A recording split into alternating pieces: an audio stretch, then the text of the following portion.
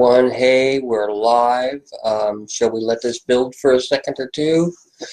Let me look at some stuff I wanted to check out naturally. And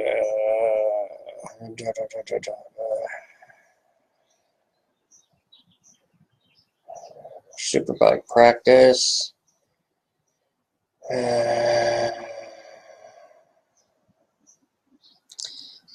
Hi, Carl. Okay, let's go live now because Carl's watching. First of all, let me say I hope everyone has had, and anyone that sees this video, had a wonderful Father's Day.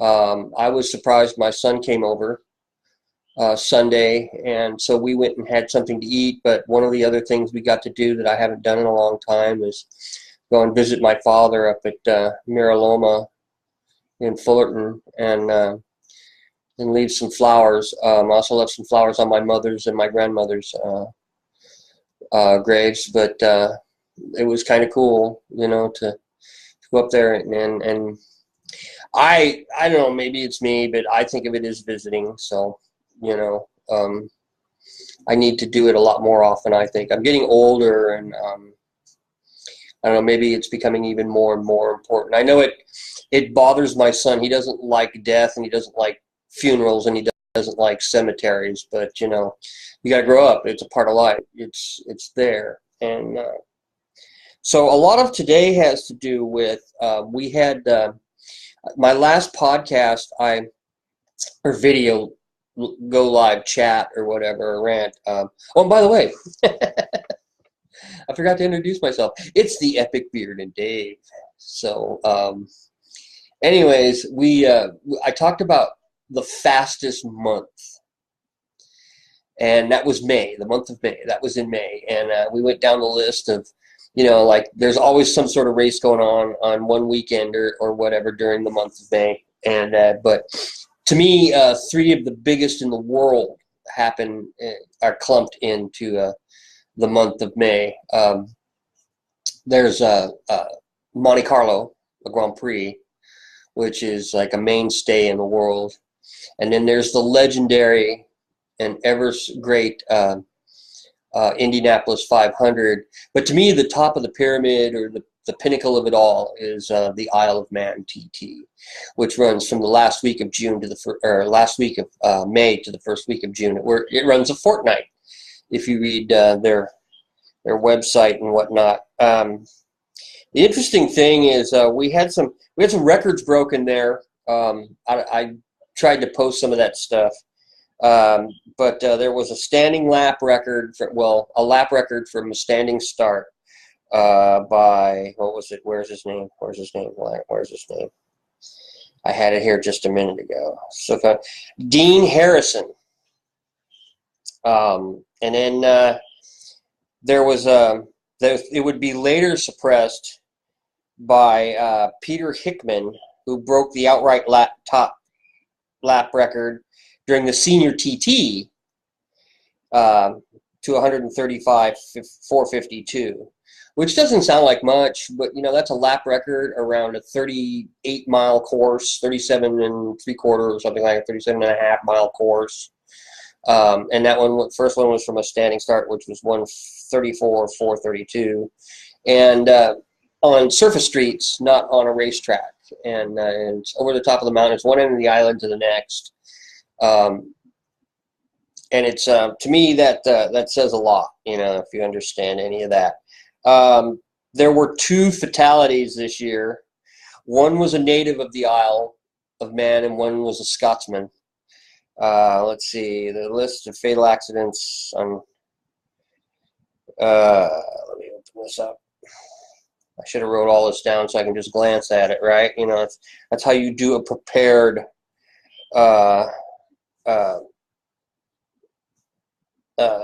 podcast or video or whatever, you know. Anyways, yeah. Dan Keene, Isle of Man rider, dies, and one was from Scotland. Michael Dunlap. And newcomer Adam Lyon, 26 years old. It was his first year. He was a rookie. And he was making his Isle of Man debut at this year's event, a motorcycle. He was doing very well, actually, believe it or not, when he passed, or when he had his incident. We grieve for the families, we grieve for the children, we grieve for the friends that lost these fine young men. But we also open our eyes and look at the fact that this is something they wanted to do, and they loved doing it, and they wouldn't have been there if they didn't want to be. And we hate to see the loss, but it's even on a well-prepared, perfect condition race course with runoff and no curbs and no concrete walls and things like that, or ancient stone walls. There are still fatalities, and so I want to throw that in there. I mean, I really feel for those guys, but we're going to go on. There's going to be a TT next year. There's probably going to be an investigation in England over it. There generally is after there's an incident, but they're going to find out. It's just the way it is. So, anyways, this is June. The 24-hour of Le Mans was last weekend, which is a big, another one of those big, infamous world events. So I guess this corner of the year, shall we say, or this quarter of the year, is coming to an end, and it has some really major racing events in it. So let's all be grateful that there was nothing happened, nothing went wrong. There was some pretty bad shunts or whatever they call them in Le Mans, but nobody was hurt, nobody was gravely injured. So it goes on. That'll go on another year, and to me that's for automobiles and whatever. That's a vital race. Like Indianapolis is a vital race. These were events at one point that were set up to test the endurance and the technology of the day, and improve the automobile and the motorcycle and whatnot. So it's it has made better cars, and it has made safer cars, and it has made things a lot better. I was just reading a statistic that since 1960, automobiles have reduced their emissions by 90% at this point in time. And if you look at Formula One racing, you will see these guys don't pit stop anymore. They're running V6s. They're running speeds near and above what they were when they were running V8s and V12s, V10s, V12s. But they can go the whole race on one tank of gas. There's no refueling. You will have to change tires. You're required to actually change tires because of a tire ruling. But they go the whole thing without refueling that automobile. And there you go. We're getting better gas mileage because those guys are running, hundreds of miles an hour, and they get around those courses so quick. A Formula One car, even with a V6 now, still goes from 0 to 100 in less than 3 seconds. So, check it out. Check it out, bro. Anyways, you know me. If you know me at all, you know that I'm a big gearhead and a big racing fan. I love vintage cars, vintage bikes, especially vintage bikes. Oh, can't get enough of that. And I love competition. I love various forms of racing. I'm not a big NASCAR fan. I was when I was younger, but I'm just,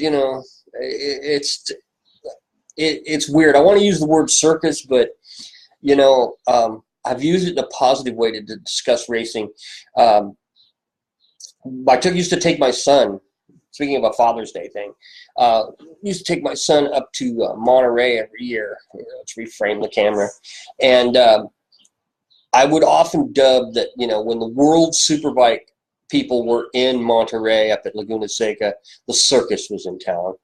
And I got to go up there during an AMA, and I was pointing out to a friend of mine that says, you should be up here for the World, because this is like half or a third of what is going on a world superbike weekend. I mean, this is the local circus compared to the world famous Barnum and Bailey coming into town. You know, this is just it's fun. I mean, there's a lot going on. There's a lot of things other than motorcycle racing going on there. There's antiques, and there's little demonstrations and shows. And there's a lot of products, and there's a lot of people that you like, that you'll talk to, and they're good people. And I find that motorcycle people, the riders, the teams, and the fans are completely different than any other fans around. I mean, I have been to IndyCar racing, and the fans are a little snooty or whatever.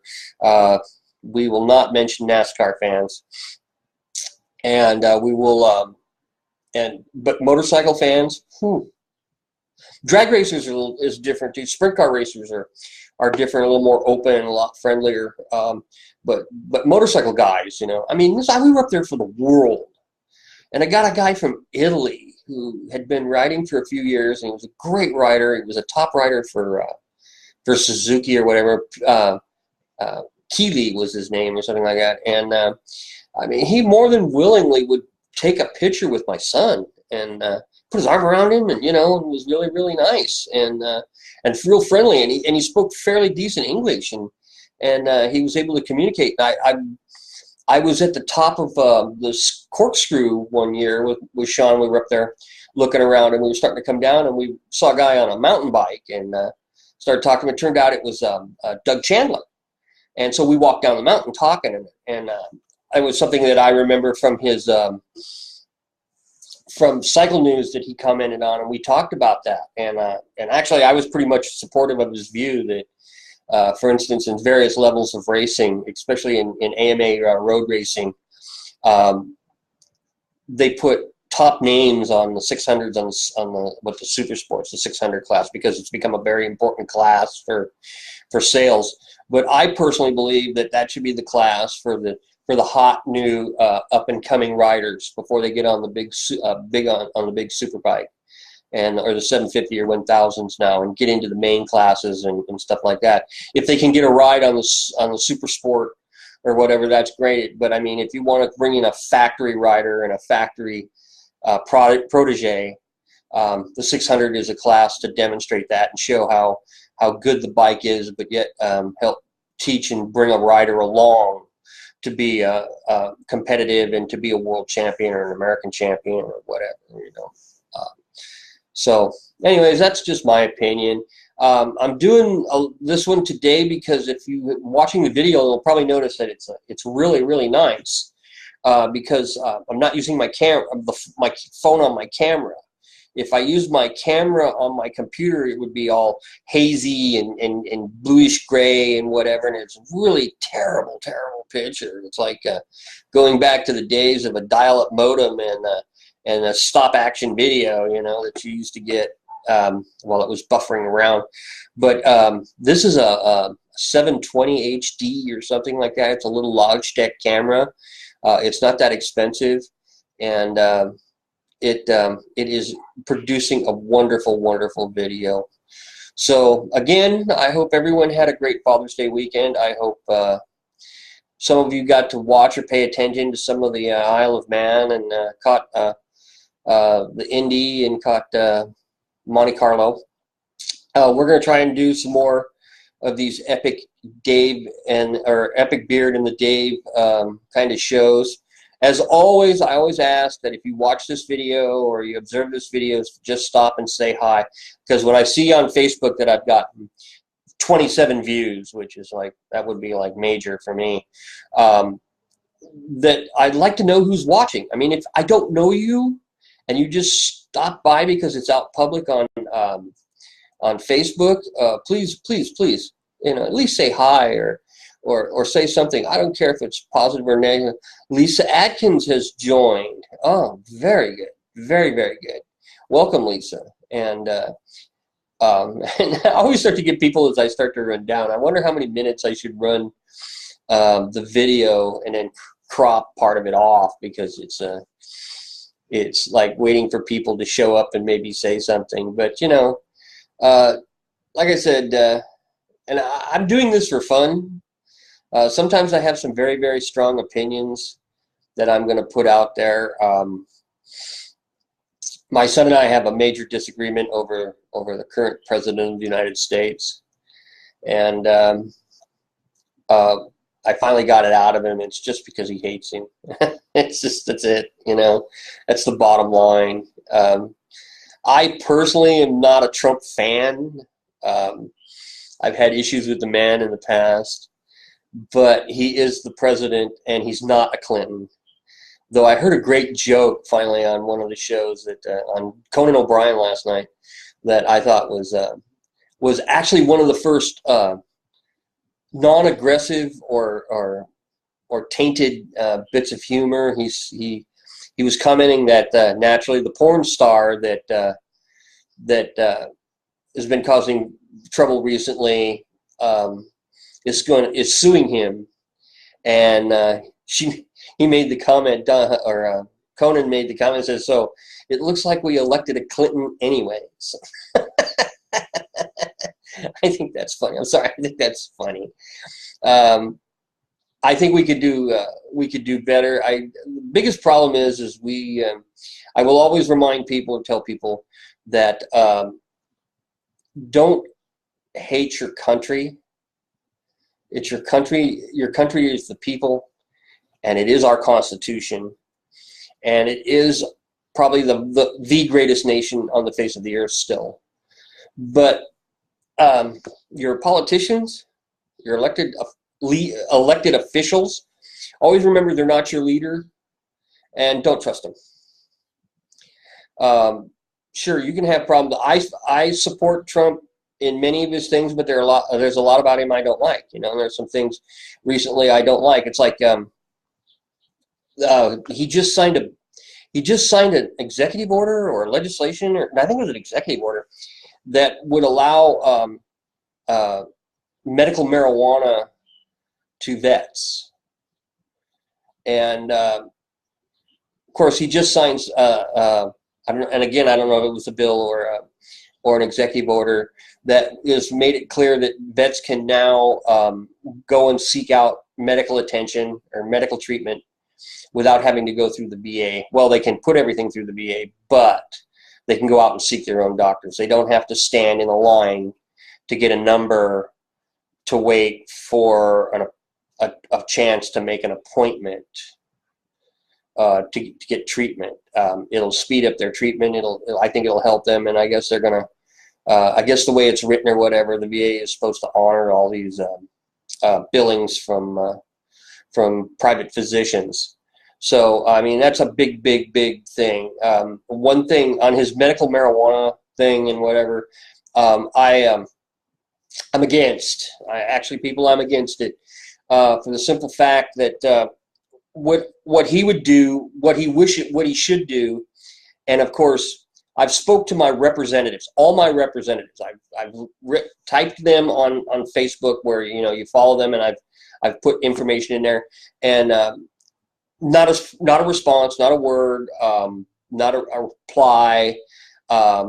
Carrera, my congressman, is going to do something to protect the states that have legalized marijuana. Yet a month before that, I told him and Senator Feinstein and Senator Harris that what they need to do simply is get together with the rest of their constituents and write a bill or write whatever you need to do, whether it needs to be signed by the president or not. But they insist that marijuana is either taken off the controlled substance list or it is rescheduled to something less harmful and down there with maybe alcohol or something like that, or because I believe totally in medical marijuana, and I believe go ahead and get recreational pot, but I think it should be up to each state. And if your state doesn't want you and your state doesn't want it, then fine. People can go out of the state to get it. They can move even to another state. I hate to think of that. But I would like to see that this is something that I think all 50 states should jump on. I don't think it should be a federal regulation. I don't think it should be an amendment. I think it simply should be removed from the Controlled Substance Act, and the states allowed to pass whatever legislation they wish to legalize it, regulate it, tax it, and whatnot. As far as I understand the Constitution and under the Commerce Clauses, that the federal government really couldn't say or do anything about or tax anything about marijuana in, for instance, the state of California, because they think it's legal here. And that is true. As long as you, wherever you grow it and wherever you send it to, you transport it. You can transport it from one border to the next, east or west, north or south. You can move it anywhere you can't want in the state of California, and it's up to the state of California to regulate transportation and to tax and to all that other stuff, you know, and collect their pound of flesh, and without federal interference or federal taxation. Now, the minute growers or whatever cut a contract to grow, supply we grow enough weed that we can cover our own needs, and so we can their excess, they can and they decide to take their surplus or whatever and sell it to dispensaries in Nevada or Washington or Colorado or Arizona, Utah, whatever, you know, southern part of Idaho, and so it has to cross the border. Well, when you do that, then finally the federal government can come in and do regulatory and taxation of product across state lines. At least that's the way I understand it. If I'm wrong, please pass me on the information and where I can double check this and verify it. But I do believe that right now, at this point, if they remove it from the Controlled Substance Act, that it will be up to the states, and they can't regulate it, or they can't tax it until it starts to cross the border and it becomes more of a national thing. Now, at this point, if our consumption goes up so high and so bad that they want to import from outside the United States, again, that's federal territory. That's federal jurisdiction there, and I would prefer not to. I mean, let the growers in Mexico get it legal in Mexico or whatever, and do it that way. I mean, what we can do here in the United States, we should try to do in the United States.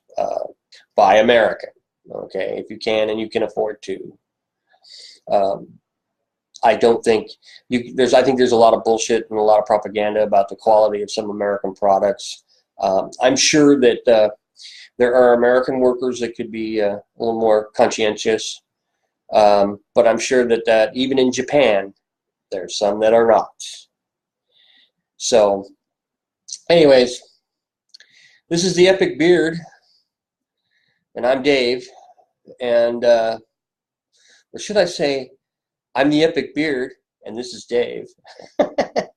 I don't know. It's just a moniker for my burgeoning YouTube channel. I'm gonna have to start. I gotta name it that. I gotta change some stuff in YouTube. I'm under Dave, but I need some help on that because I want to promote some of this. I really want to try and get out amongst people. Anyways, I want to say thank you for paying attention. If you view and you want to say a word or two, please. I'd love to know. I'd like to also know what you think about this new camera. This is a really cool camera. I like the view. It's able to compete with my screen, the quality of video. So hey, I'm going to end my live video, and I'm going to tell you all to stay out and stay ready for the quote of the day. And we're going to move on. All right.